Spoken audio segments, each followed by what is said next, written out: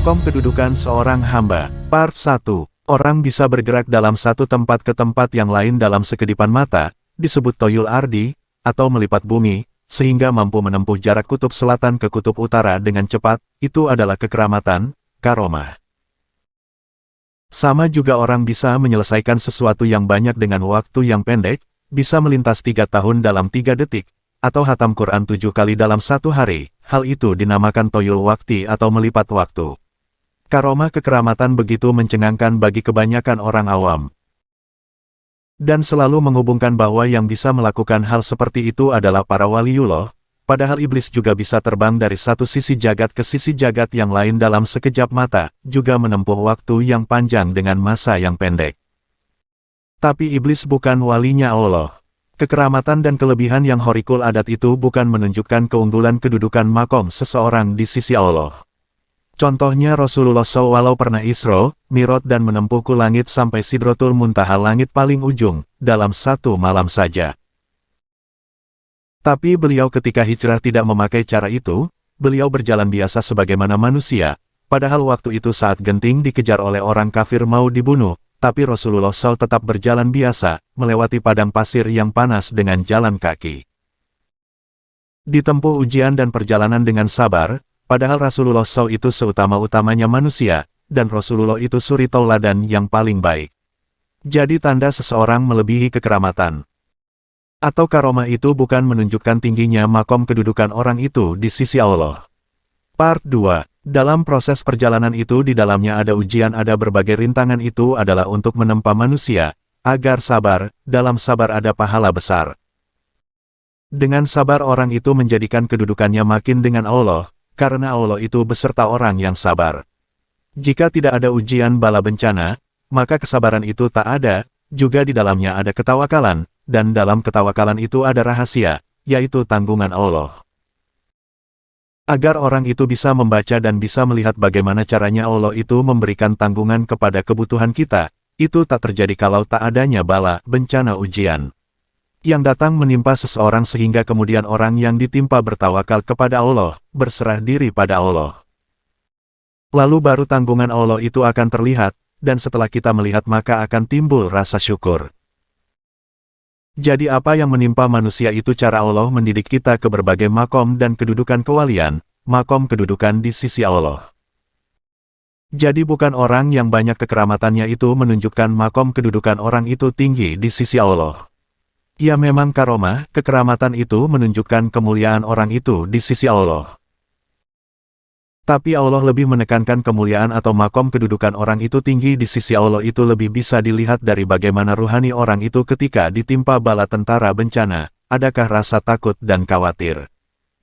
Part 3. Para waliullah itu orang yang tak berubah ibadah dan istiqomahnya ketika ditimpa bencana atau mendapatkan nikmat.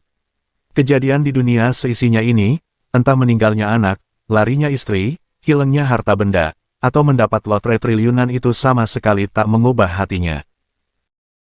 Di hatinya hanya Allah saja.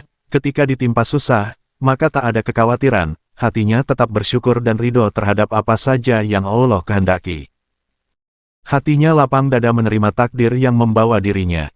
Ingatlah, sesungguhnya wali-wali Allah itu, tidak ada kekhawatiran terhadap mereka dan tidak pula mereka bersedih hati. Yaitu orang-orang yang beriman dan mereka selalu bertakwa.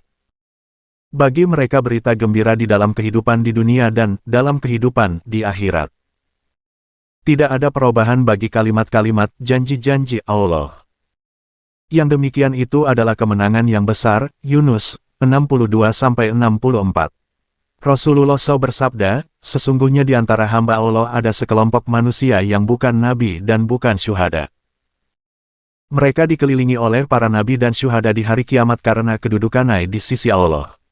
Para sahabat bertanya, wahai Rasulullah, kabarkan kami siapa mereka. Rasulullah menjawab, mereka adalah kaum yang saling mencintai dengan ruh Allah. Ulama menafsiri Al-Quran tanpa hubungan keluarga antara mereka dan tanpa uang yang diberikan pada mereka.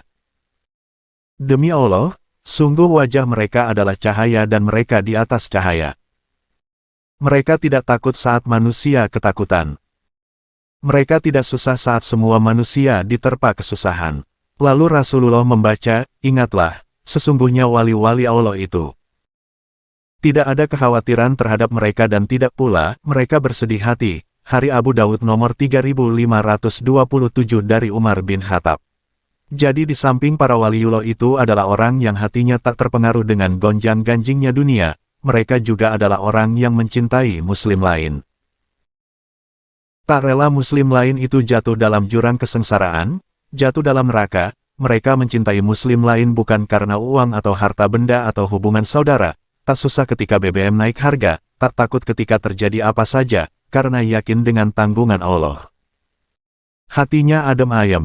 Rasulullah SAW bersabda saat Haji Wada, perpisahan, sesungguhnya para wali Allah adalah orang-orang yang mendirikan salat 5 waktu yang diwajibkan bagi mereka, berpuasa Ramadhan dengan mengharap pahala dan memenuhi kewajiban, memberikan zakat hartanya dengan mengharap pahala, dan menjauhi dosa besar yang dilarang oleh Allah. Hari Al-Hakim nomor 7666.